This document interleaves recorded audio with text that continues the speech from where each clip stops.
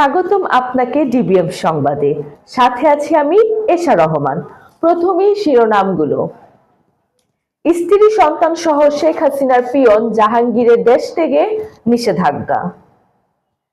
আওয়ামী লীগের পরিত্যক্ত কার্যালয় থেকে মরদেহ উদ্ধার করেছে পুলিশ।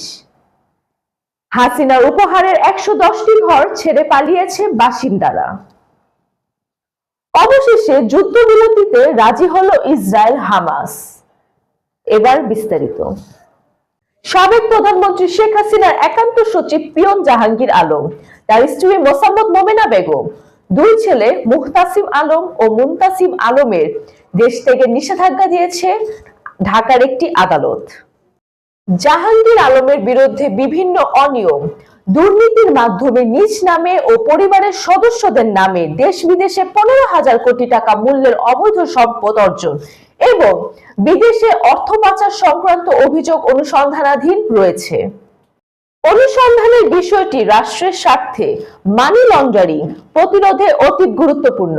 তারা বিদেশে পালিয়ে গেলে অনুসন্ধান কাজ ব্যাহত হওয়ার সম্ভাবনা রয়েছে। এজন্য তাদের বিদেশ গমন রোধ করা একান্ত প্রয়োজন। আওয়ামী লীগের পরিত্যক্ত কার্যালয় থেকে শফিক মিয়া নামে এক ৩৭ বছরের যুবকের মরদেহ উদ্ধার করেছে পুলিশ। ভৈরব বাজারের হলুদপট্টিতে অবস্থিত উপজেলা আওয়ামী লীগের পরিত্যক্ত কার্যালয়ের ভেতরে স্বেচ্ছাসেবক লীগের কক্ষ থেকে মরদেহটি উদ্ধার করা হয়। ৫ আগস্টে বৈষম্য বিরোধী ছাত্র জনতা আওয়ামী লীগ কার্যালয়ে হামলায় চালিয়ে ব্যাপক ভাঙচুর করে। এরপর থেকে আওয়ামী লীগ কার্যালয়ে কোনো কার্যক্রম কিংবা কোনো নেতাকর্মীকে যেতে দেওয়া হয়নি। ৫ আগস্টে বৈষম্য বিরোধী ছাত্র জনতা আওয়ামী লীগ কার্যালয়ে হামলায় চালিয়ে ব্যাপক ভাঙচুর করে। এরপর থেকে আওয়ামী লীগ কার্যালয়ে কোনো কার্যক্রম কিংবা কোনো নেতাকর্মীকে যেতে দেখা যায়নি। কার্যালয়টি পরিত্যক্ত অবস্থায় থাকায় দিন দিন ময়লার ভাগাড়ে পরিণত হয়। মাদক সেবীরাও কার্যালয়টি তাদের আস্তানায় পরিণত করেছে। কার্যালয়ের দরজা জানালাও খুলে নিয়ে গেছে। বুধবার বেলা ১১টার দিকে কার্যালয়ের ভেতরে স্থানীয়রা অজ্ঞাত যুবকের মরদেহ দেখতে পায়। যুবকের পরনে ছিল কালো প্যান্ট। খবর পেয়ে পুলিশ গিয়ে মরদেহ উদ্ধার করে। প্রাথমিকভাবে এটি হত্যা নাকি আত্মহত্যা বলা যাচ্ছে না। ঠাকুরগাঁও সদর উপজেলার আকচা ইউনিয়নের কান্দরপাড়া টাঙ্গন নদীর পাশে আশ্রয়ন প্রকল্পের ১৫১টির মধ্যে ১১০টি ঘরে তালা দিয়ে পালিয়েছেন সেখানকার বাসিন্দারা। এরপর থেকে এসব ঘরে ফাঁকা পড়ে আছে। ওই ঘরগুলো এখন বহিরাগতদের আশ্রয়স্থলে পরিণত হয়েছে।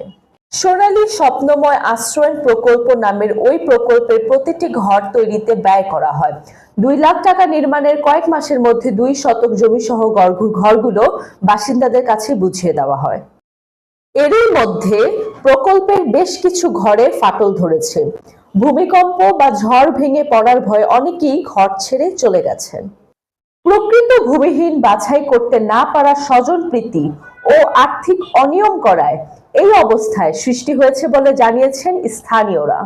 এখন যারা থাকছেন তাদের বেশিরভাগেরই নিজের নামে ঘর বরাদ্দ নেই। যাদের নামে বরাদ্দ ছিল তারা বিদ্যুৎ বিল বকেয়া রেখে পালিয়ে গেছে।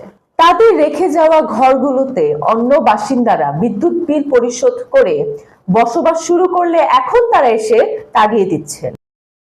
এই ছিল আজকের ডিবিএম সংবাদ। এতক্ষণ ডিবিএম সংবাদের সাথে থাকার জন্য আপনাদের ধন্যবাদ।